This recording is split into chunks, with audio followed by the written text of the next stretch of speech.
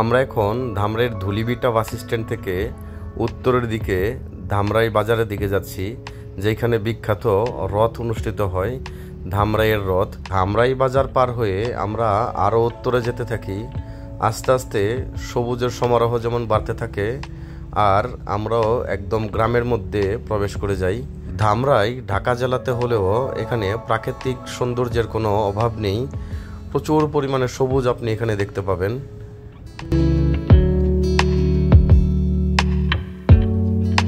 আসসালামু আলাইকুম, আশা করি সবাই অনেক ভালো আছেন। আমি এখন বর্তমানে আছি ঢাকা জেলার ধামরাই উপজেলার শৈলান গ্রামে। এই গ্রামটা আদর্শ গ্রাম হিসাবেও পরিচিত। আর এই গ্রামে আমার জানা মতো প্রায় 450 ঘরের মতো আছে, এবং এই 450 ঘর নিয়ে একটাই মাত্র সমাজ, এই পুরো গ্রামের একটাই মাত্র সমাজ। এই গ্রামের এখানে একটা খুব সুন্দর একটা মসজিদ আছে, সাথে এখানে স্কুল এবং মাদ্রাসাও আছে। আমার পিছনে মাদ্রাসাটা।